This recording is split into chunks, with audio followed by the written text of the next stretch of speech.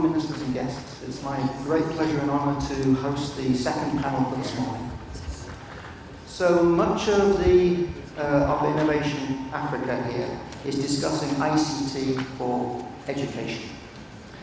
And what are the policies and how do we achieve the social and economic value from that investment? What we want to talk about here is go back and look at the infrastructure, communications and ICT infrastructure to achieve these benefits. So Africa has some very significant challenges, very expansive land area, many distant rural communities. So there's a lot of technical and financial challenges to achieving that last mile connectivity. In other words, how do we fairly distribute the advantages of ICT? So for my first set of questions, I would like to look at the policies and strategies, the high level first. And in recognition of our host country here in Rwanda, I'd like to send the first question over to Minister Rugwabiza. So, Minister. So the East African community region, we've had spectacular growth in broadband and ICT infrastructure. We've got now 4 undersea cables coming in, but pricing between countries, cross-border pricing is still very high. So what we're seeing is the infrastructure, the connectivity costs are coming down, but we don't see those costs translate to lower prices. So my question then is, can you give me an idea how you might implement a regulatory framework? How do we use manage the market using regulation to make connectivity cheaper across EAC? Thank you, moderator. Good morning, all of you. Let me say first of all how pleased I am to join all of you, and how pleased I am that the Innovation Summit is taking place here in Rwanda. It's a true delight for us. Now, you're right. We've done tremendous progress in the community in terms of putting the infrastructure in place. Now, just to give an idea, though, and that infrastructure brought down the cost by more than 20 to 30 times, actually. It used to, I mean, it is still very expensive, but let's just remember that in 2000, in the year 2000, it really used to cost just more than $2,000 to have one just megabyte. It used to cost that in terms of the broadband. So it went down, but it's still very expensive. We are now around $150, $200, so it's still very, very expensive. Now we're taking different approaches. The approach of, first of all, connecting between the East African countries, but then coming back to your question, how do we make sure that this is reflected in a lower cost really to the consumer? There it is, I don't think that is something that will be done by the government alone. The government, we have to work with the telecom operators, we have to work with the regulators, and this is what we have done. Between 3 of the 5 countries of the East African community, between Rwanda, Uganda, and Kenya, we've come together just to negotiate, really to be able to have, just agree on one network area. And I will say that this is a very recent development. As of last month, between Kenya and Rwanda, we have exactly the same tariff. So it is today, if I call in Kenya, it is basically it is as if I'm not calling anyone in Kigali. So we have managed to do that. Uganda will be able to join before the end of this year. So those are some of the approaches that we are taking. So you see success in a fairly light approach, letting the market establish the market and let it run itself. Absolutely, but both. We can't leave it alone to the market. We have the market, but we still need really a clear and strong regulation. The East African Regulatory Authority is something that is still in the making, and I think that also will be needed to collaborate at the level of the regulatory authorities and make sure that, well, there is no such a thing. In East Africa, we don't believe in imposing just fees and so on and so forth. But I think a mix of the two, both the markets having more players coming in, let the markets work, but also have regulation, a strong regulation in place. Very good. Moving on, Minister Mkhize, let me ask you, one of your top priorities is last mile connectivity, and particularly assuring affordable and accessible broadband to deliver economic growth. So what plans do you have for next year, 2015, and thereafter to deliver on this policy idea of improving last mile connectivity? Thank you very much for having us.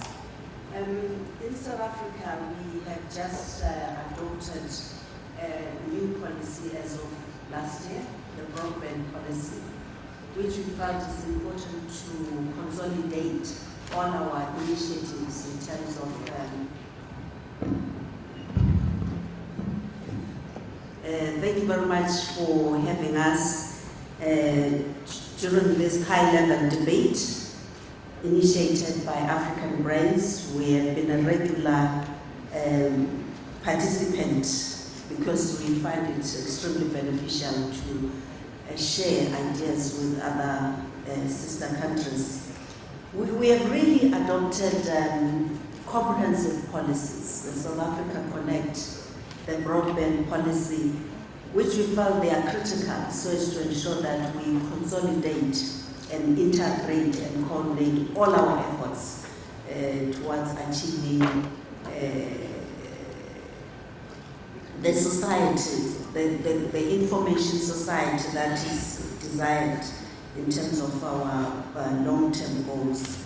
E-learning is a launching pad of what we're trying to do, in the sense that we had World Cup 2010, and after that there was a legacy project where we felt we needed to take an extra mile in terms of improving the quality of education.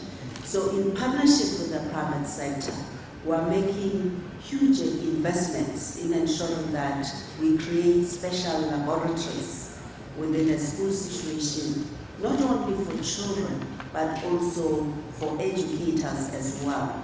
But that's not an only invitation. We're also continuing investment in ICT infrastructure, which is within the total framework of the infrastructure development plan, looking at roads, looking at energy, water, and quite a number of special intervention projects. So we'll be rolling out this special project focusing on infrastructure, increasing our investment, of course, in the broadband implementation of cable systems. And in terms of connectivity, we're also looking at the allocation of spectrum. How can it be done in such a way that it assists the schools as an anchor in our villages of a digital divide.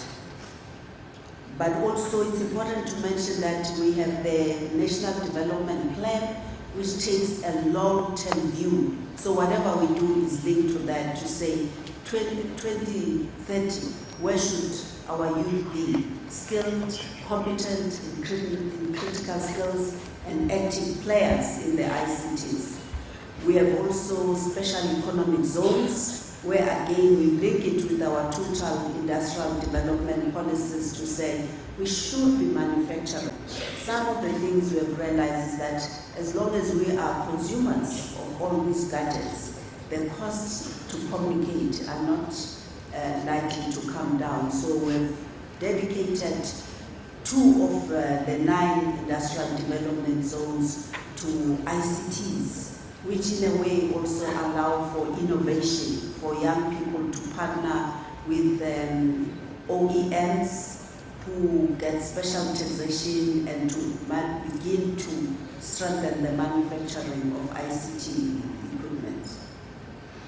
Thank you, that's a very comprehensive answer, and it's good to see both the short-term practical measures and the long-term strategy all in the same plan, so thank you very much for that.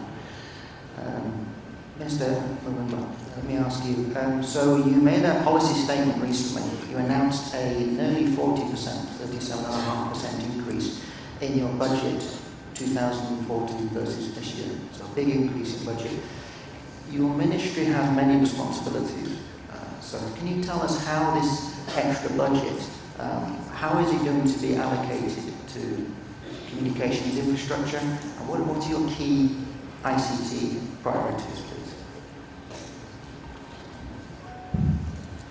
Thank you very much for that question. Yes, indeed, in the 2014 budget, we had indicated to the nation, we allocated some monies totaling to $140 million US, out of this, we have spent close to 27 million in infrastructure, that is communication infrastructure. Allow me quickly to just read out how we have spent the 27.5 million US dollar. Out of 27 US dollar, we have spent about 12 million towards universal access, funding the construction of about 204 mobile communications towers in unserved rural areas. This is because in the remote areas, it has been difficult for private sectors to go there and install towers to enable our people, have networks in those areas. But the government had to use this initiative where we decided, after realizing the importance of investing in this sector, we decided now to allocate at least a huge sum of money just to help, or rather to give, seamless access to those people living in rural areas.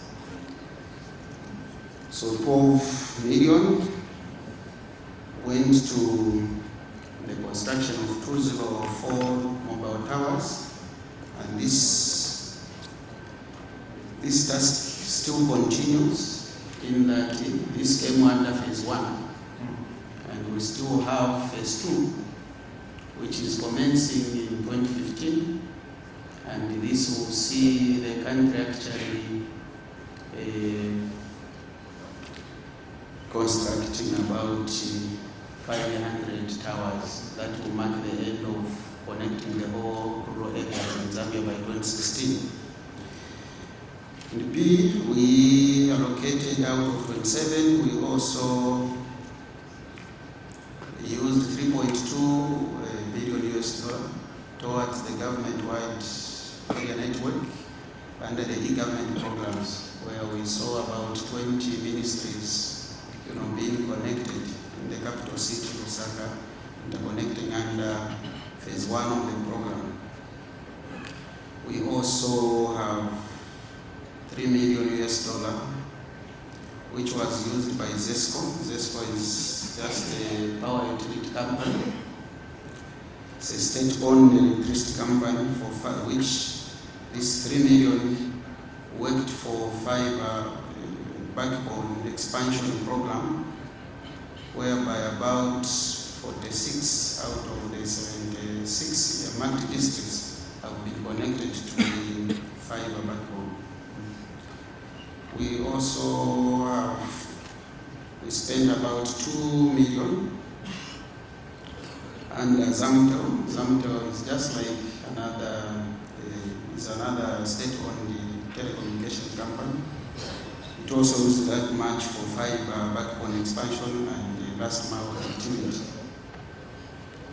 And currently, Zambia as a country has so far laid over 10,000 kilometers of fiber optic broadband backbone.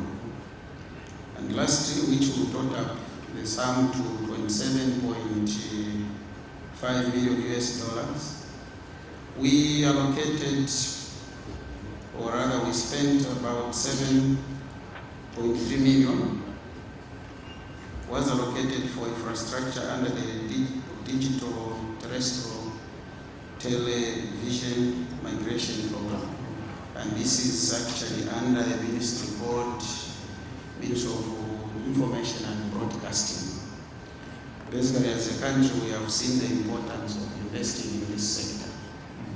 And we have seen how this can help the nation actually to move forward and submit. Thank you. So what I hear is you've got a good split. You've got everything from addressing last mile rural connectivity, lots more base stations. You're doing the internet, the national backbone, pull it all together, putting some money into the services as well. So a comprehensive plan. So if I understood correctly, over 500 base stations, eventually that will be national coverage. Is that what you said? Or all the country will be covered? For the base stations, you said over 500 base stations eventually will give you national coverage. Yeah. The 500, yes, 500 towers who actually mark the end to connect the whole country. And this we have targeted to end by 2016. Right now we are just concluding the 204, which is under phase 1, and that will really help, especially in remote areas. And I believe it will really work out for people living in rural areas. So that's you're using mobile wireless to address last mile connectivity. Yeah. Okay, thank you very much for that answer. That's very good information, Mr. Mhlanga. Perhaps you can explain the responsibilities of the Department of Modernisation. So as I understand, as private sector who want to operate in Zimbabwe, what is the split between the procurement? So there's Office of the President, there's the Ministry of ICT. How is the split of procurement going to be between those two departments of state? Thank you, Mr. Chair. It's a pleasure to participate in this conference, AfricanBrains, as a delegation from Zimbabwe, and we quite appreciate to be part of the team.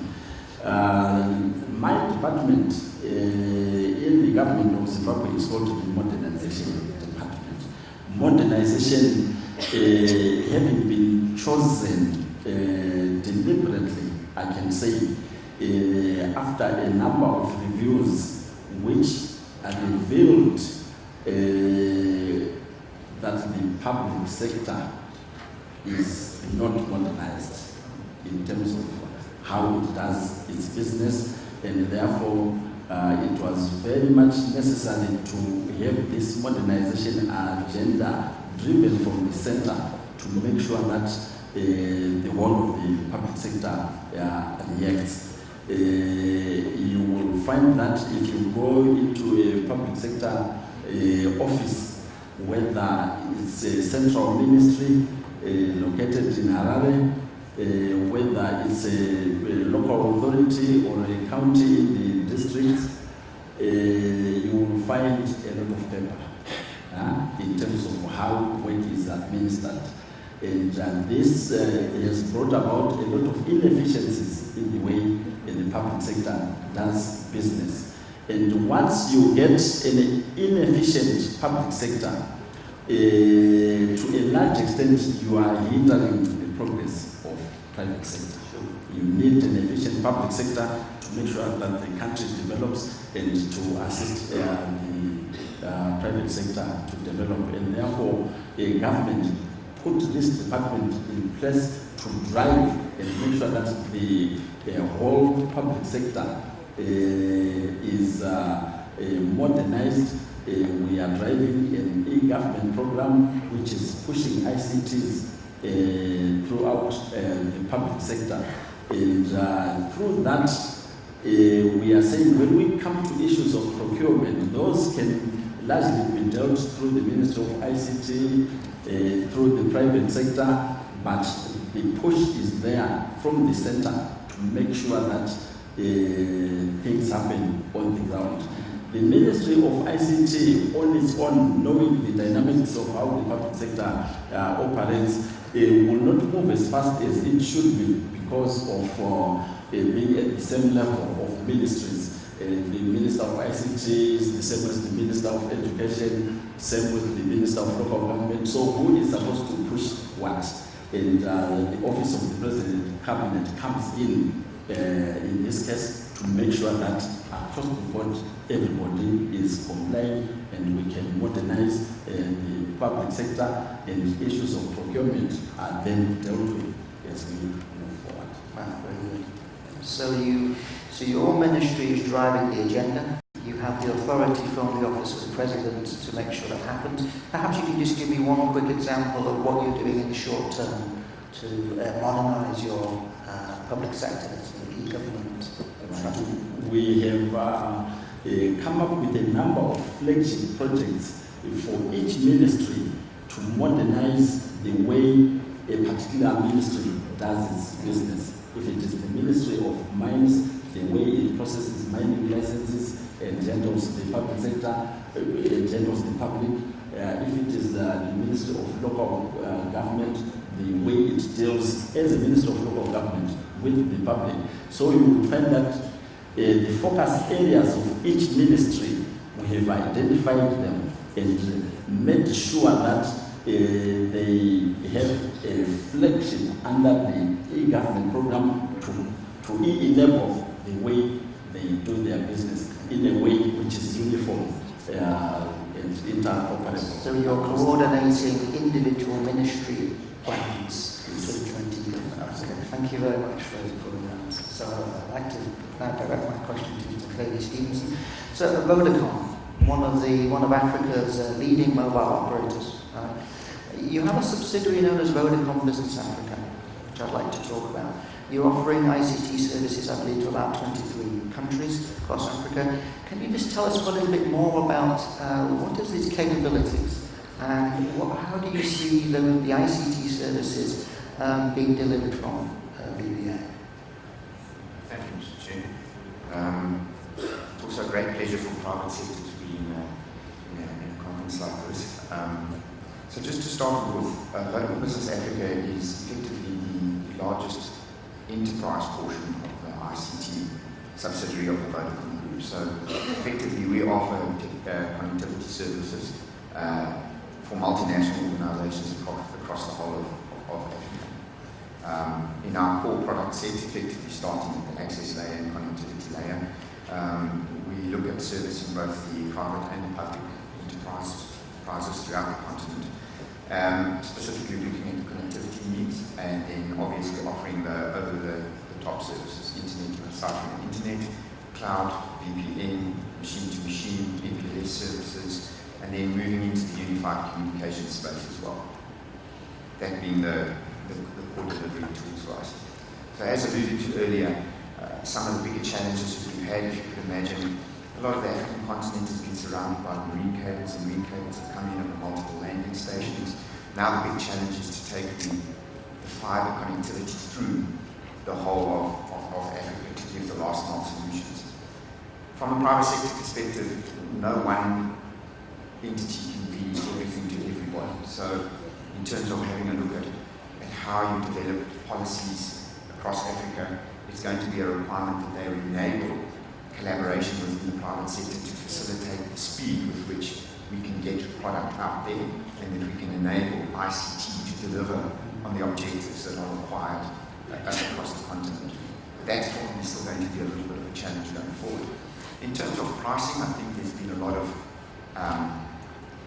there's been a huge reduction in pricing as the connectivity layers have improved. But there's two things that are very important. The one is the ability to deliver a service level across an African footprint at the same level, which is demanded by your enterprise customer, but also is going to ultimately be demanded by your consumer at the end of the day. On top of that, you need to be able to deliver an adequate security layer for your information, because the power of information that's coming across these networks is substantially different to what it was many years ago. So if you have a look at the number of participants in a forum like this, you can see that it's far deeper than just a connectivity layer. And to be able to unlock the value of all of that is then inherent on how we progress policy and how we get last mile to work and move away from the old connectivity of VSAT satellite systems into the terrestrial fiber systems in such a way that we get the true value add. Telcos are no longer telcos. Telcos have evolved now into completely different entities. They deliver completely different services. And that's what Global Business Africa is about. Well, thank you. And I want to come back to some of those comments because we've heard from all the panelists at least once, and as you see, I'm interested initially in what is your high-level strategy. I'd like to go one deeper now. I'd like to look at some of the details of implementation of some of these policies. Actually, I'd like to go next to back to Mr. Mwimba. So Zambia has about 20% internet penetration at the moment. So can you tell us what the opportunities are for public and private partnership to try and improve that take-up rate in your country? Oh, I'm sorry. I do apologize. I'm sorry. I do apologize. Minister. Okay, thank you very much. Indeed, that's correct. Traditional internet subscription in Zambia are currently very low and standard approximately 20%. And that actually is a testimony to indicate that indeed investment in this area is required in our country.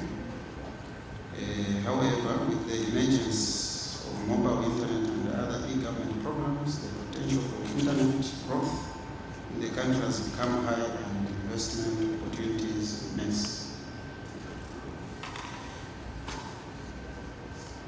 The opportunities for possible private-public partnership include, but are not limited to, the following. Software application development for e-government and mobile applications in the fields of health, education, agriculture, immigration, lands transports, local government, commerce, trade and industry in general. And B, last mile connectivity such as fiber to home or wireless access devices.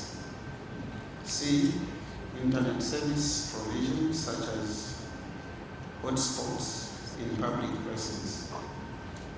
Establishment of call centers as one-stop e-service centers. Establishment of data centers using cloud computing. And the last one, on what is on the list, of course, there could be a lot of, areas where there are opportunities for investors. Capacity building, skills, training in broadband infrastructure and sales. Yeah. So these are the opportunities where. So I hear a lot of things there. I see last mile connectivity, more major verticals, health, education, and so on, infrastructure, cloud, call centers. So you're saying that there's a lot of opportunity for private industry? Yes, indeed. A lot of opportunity. Very good. I'm sure many of the companies here would be glad to hear that. Can I come back to Mr. Mhlanga? Internet penetration in Zimbabwe, about 50%, but almost all mobile, 99% mobile. So we hear about the attraction of 4G LTE services. So fixed access is quite expensive. So perhaps can you explain Zimbabwe's government interest in, is it interested in using 4G services to improve internet take-up, internet access? Thank you once again there. Yes, you can say in Zimbabwe most of the internet is accessed through mobile technologies. But when it comes to the issue of 4G, At the moment, it is not government priority, I can say. You see, when the government looks at issues, there are issues of fairness here and equity. You will see that most of our rural areas are still on 2G, and the focus is to make sure that that is brought up to 2.75G, is to ensure that we take care of that part of the population, again, which is more than 50%, so that the digital divide does not affect them negatively. And therefore, that's the priority of government. However, when it comes to 4G, LTE, this has literally been given out to the private sector, and the private sector is running and upgrading in the urban areas mostly to make sure that there is 4G technology there. And again, it's more profitable for the private sector to quickly move in and service those areas, and at the same time make profits out of it. And therefore, that way, we can say it is a way of making sure that we are fair throughout the country, and we can ensure penetration, which is at the end of the day, you can say it's equal to everyone. That's a good answer. So you're focused on using 3G to address the digital divide, make sure everybody has at least 3G service. 4G service is an option for private companies. That's very good. Thank you very much. That's a good answer. I'd like to come back to Mr. Rugwabiza. So East African community is obviously looking at the big issues, cross-border connectivity, cooperation, and so on. Can you tell us, are there any policies being enacted within the EAC to deal with last-mile connectivity? And in the context of this particular summit, what are we doing with addressing the need to connect schools and public infrastructure as well? Thank you. First of all, as you said, we're focusing on really broader connectivity and making sure that all the East African countries, the broadband infrastructure is connected. And I think that is already, it will be a big step forward in terms of ensuring that the cost will come down, but also that will increase the accessibility. And to that end, what is being done in the East African community is that the partner states have agreed to connect their broadband infrastructure. And by July 2015, already 3 countries out of the 5 countries that form the East African community, by July next year, they have set themselves as a deadline, July next year, to connect this broadband infrastructure. Now, this clearly doesn't substitute to what needs to be done at national level by all those countries to ensure that what is being provided as an infrastructure is actually reaching what is the end goal, meaning the citizen, be it in schools or even in other services, in hospitals, and few other services where the services are needed. So that it's going hand in hand. For example, and in the case of Rwanda, I can speak for the case of Rwanda, at least a broadband policy was approved last year, and this broadband policy is really comprised not only the focus on different schools, but the focus on providing healthcare services and so on and forth. And I would tend to agree with my colleague from Zimbabwe that while we will be providing these different connectivities, I think it is important also to be clear among all of us that this generation of 4G LTE is an additional service, but that is not coming to displace the 2G and the 3G. We have, earlier this month, we launched commercially the 4G LTE in Rwanda, and our target is that by the end of 2017, we will have covered more than 95%. By the end of 2017, we will have covered more than 95% of the population.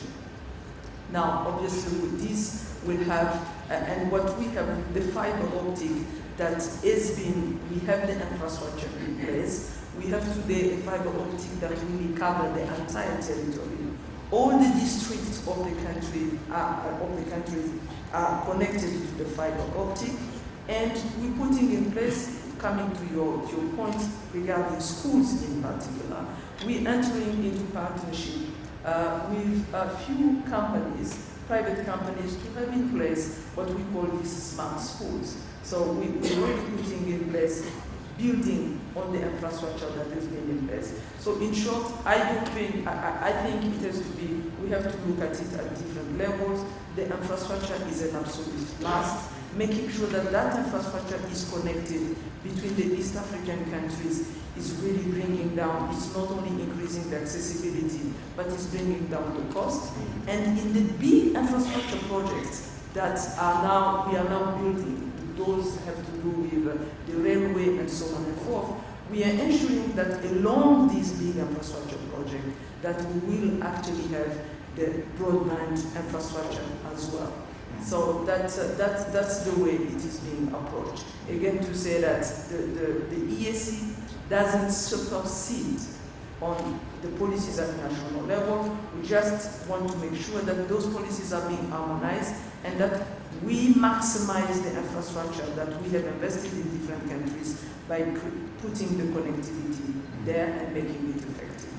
Well, I think that's a very important point, that the individual investments should be harmonized and maximized between the countries. And I think that's a very good role for EAC to operate at.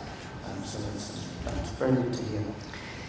Let me move to Mr. Mkhize.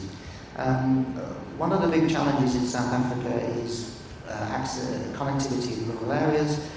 I understand that operators are facing fines if they don't achieve a certain amount of the rural connectivity. Can you tell the conference how private companies are reacting to this kind of policy? Do you feel it's working for you? Well, I wish you had asked that question from Vodacom. They are our major players. Yeah, it is true. It has become clear for us that we need an empowered and well-capacitated regulator from a point of understanding our policies and also then coming up with regulations that are implementable. But as I said earlier on, also there's an element of a goodwill on the part of the private sector that we are trying to reinforce through the implementation of the NDP. Because we find that compliance is the easiest thing to do. When we say we need you to contribute towards your universal service obligations, without a goodwill, you will get that done within a day. So we work in partnership with the private sector, also to look at priority projects, like the question of youth inclusion in ICTs and the economy as a whole. So besides what they do in terms of their universal service obligation, as mandated by the regulator, there are projects where we handle them, like skills development for young people, so as to drive the future of our ICTs, their enterprise development units, and also generally ensuring that they contribute hugely in other areas, like not only e-learning, but also looking at connectivities within the villages. So there are challenges in South Africa in terms of ensuring that broadband penetration is reaching high level between both urban and rural areas. What we have done, we have sanctioned a specialized study through our research institute to look at broadband penetration. We have what we call the golden city, which are almost at 80-90%. from a backbone and connectivity. You can pick up hotspots anywhere around those. But the challenge is really the cost to connect throughout our rural areas. And that's where we are looking at not partnership with the private sector, but also at funding elements of our infrastructure. Looking at some of our assets, and also now we're beginning to talk about private equity, guarding also against privatization, which will be against the policies of the country.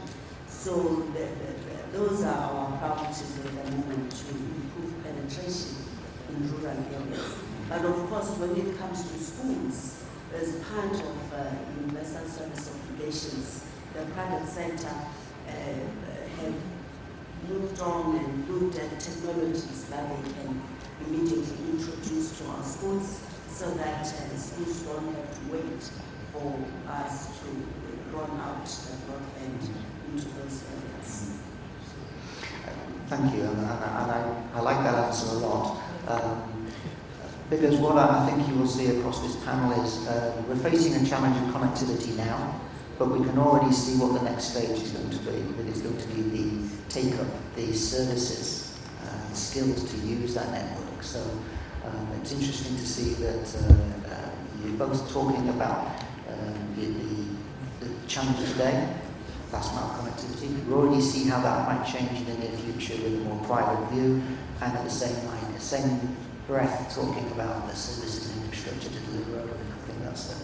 I think that's a good place to be. I will take up my colleague here, just on that point, as an operator in that region. What is your reaction to this kind of last mile incentives? I have an idea that the question would come through. I think, thank you, Honourable Minister, but I think there is a general goodwill in private sector to make it work. My colleague from Zimbabwe also raised a valid point about 2G services and it not evolving into 3G and 4G. But I think what's taking place in the industry is that ICT needs to be looked at as a facilitation mechanism, and hence the evolution of your core mobile telecoms operators. So if we go and have a look at some of the verticals we were talking about and what happens with the actual delivery of those products, you're no more selling something that has no value. You're sending a lot of value behind it. If you look at what's happening with mHealth, what's happening with agriculture, what's happening with education, you've now got a reason to be developing into those areas. And you're not going to be on your own as private sector anymore. So the level of innovation and the level of thinking that's got to take place now has got to be slightly different. And I really do believe that there won't be a problem getting the solutions for that. As long as we've got regulatory policies, MPDs that are talking towards a total solution that takes into consideration a number of things. Private sector still has to deliver to shareholders, but we have an obligation to develop. Yes. And there's no question about that. And I think there's enough space here, and I think that this industry specifically is in a place where it can now move towards being able to add that value. So I think it's very good that a major operator sees that there is a good market to move into, that you see that space. I would like to give you the opportunity, because I know you talked about the major verticals. You just put a few more words around your education services and how you see that space developing. Well, education is key to some of the partnership that we've done. At the moment, we've basically come into the education space. Our main interest in the education space is to increase service delivery, to be able to facilitate things to happen there. We've presently at the moment done a number of initiatives. We had this mobile education program which was initially established to support the Department of Basic Education in South Africa, which has been very successful. Our foundation has then also been in relationship with the Department of Education, in which it allowed us to provide facility centres to drive our ICT agenda in with together with that. And we've had some very good achievements so far. I think the Minister would agree we've connected more than 40 teacher centres just in the South African environment alone. Now 893 students connected on. But one of the biggest things is the improvement in passage rates. They have come up by nearly 50%. Huge development in maths and science. In crucial areas. And I'm glad you said that, because it mirrors the first panel. That's in the comments made. It's not about deployment of the technology is getting the results. But what technology does is it makes learning fun. And it allows you to leapfrog from urban into rural without any barrier. And that's what we can do. Thank you very much for that. I'll now bring it to a close due to time. So that ends on a very good point for me. That allows me to point out the connection. Where we started all of this, we needed to go back and talk about infrastructure and its key role in supporting all of these services. So to the audience, I really hope that this discussion has raised a lot of thoughts in your mind. We've got what I want you to do is bring those questions and ideas to the Q&A roundtables, which are this afternoon. For Huawei, this is a really good opportunity for us to demonstrate our long commitment to Africa. We've been working in Africa since 1998, which is, for us is a long time. And we've got a lot of deployments in wireless, optical, and e-government. We've got tens of thousands of kilometres of fibre laid. We've got over 18 countries using our e-government solutions. So we operate in a lot of sectors in this space and believe it's very positive for us. We have a booth at our back. My colleagues will be very happy to discuss what you want to try and achieve with technology. So I would like to thank very much the panelists for their thoughts and ideas, and I would just like to close with a short video.